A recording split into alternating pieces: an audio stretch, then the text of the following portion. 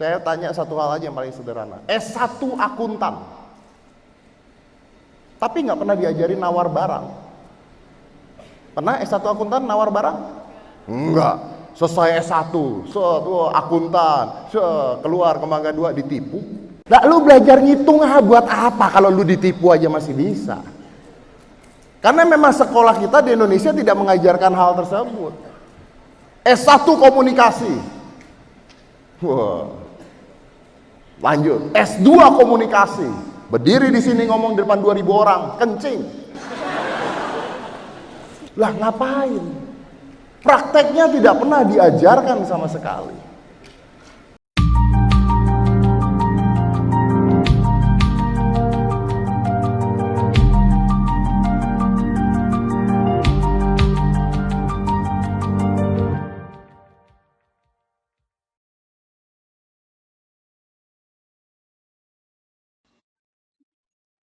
Assalamualaikum warahmatullahi wabarakatuh.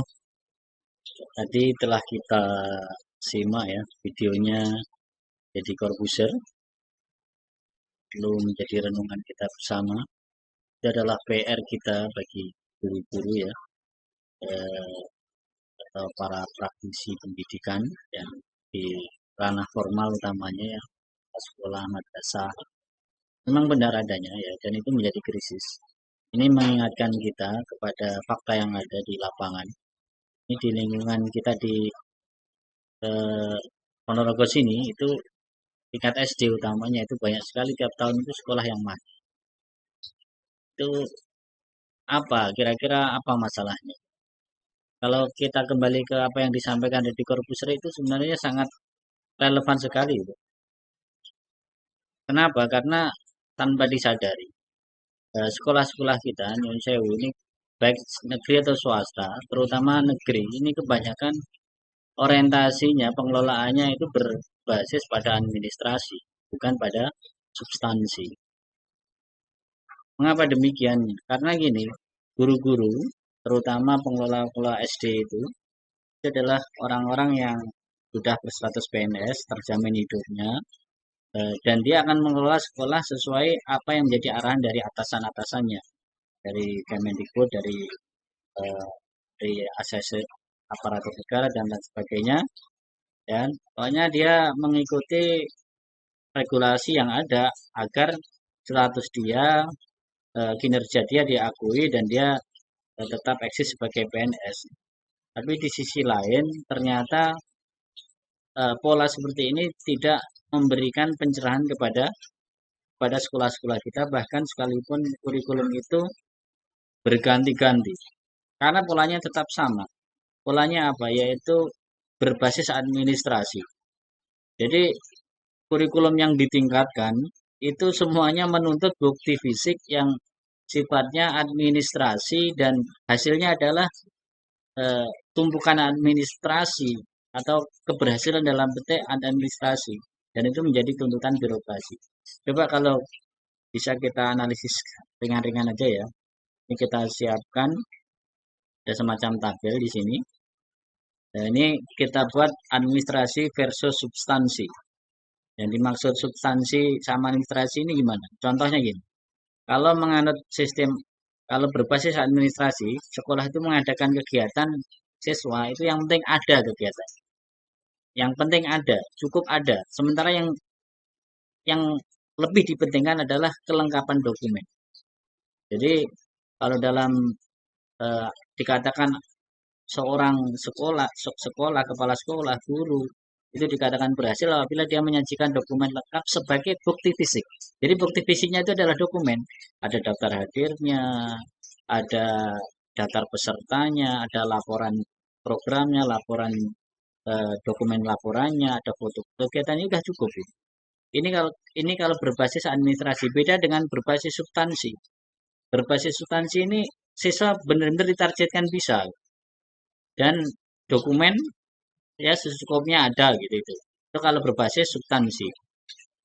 Ini yang terjadi eh, apabila kita kontradiksikan antara administrasi dan substansi atau kita comparekan keduanya.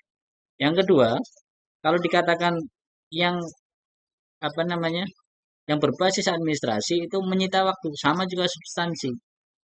Ya, jadi kalau kita fokus pada substansi peningkatan kompetensi siswa misalnya, peningkatan kompetensi lulusan itu juga menyita waktu.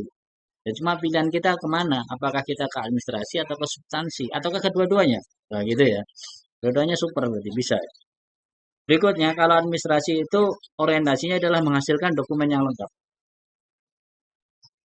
Dengan dokumen yang lengkap, maka angka kredit guru menjadi optimal pada slide ini. Sedangkan substansi itu orientasi adalah menghasilkan output berkualitas atau hasilnya itu siswa benar-benar bisa gitu. Dan hasilnya siswa meningkat kualitasnya dan orang tua puas. Administrasi itu orientasinya juga untuk melayani birokrasi, sementara substansi itu melayani pelanggan atau siswa. Dampaknya di akhir itu bisa kita lihat sekolah yang administrasi minded itu menjadi sekolah yang monoton bahkan mati. Seperti kasus-kasus yang ada di sekitar kita ini. Banyak sekolah yang muridnya jauh dari standar ya.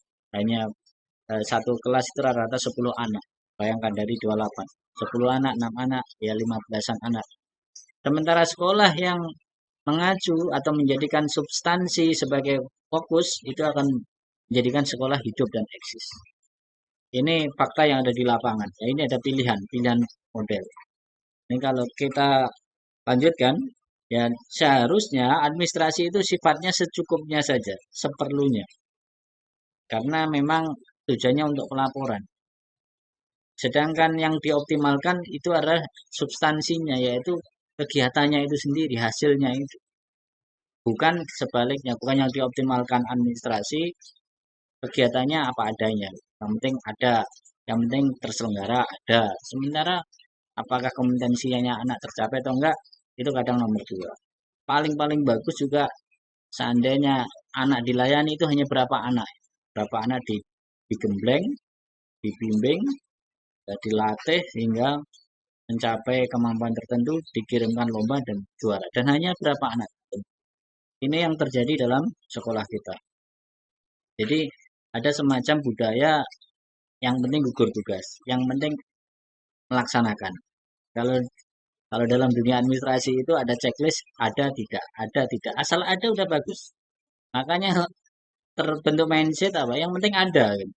Jadi tidak sampai ke kualitas. Gitu.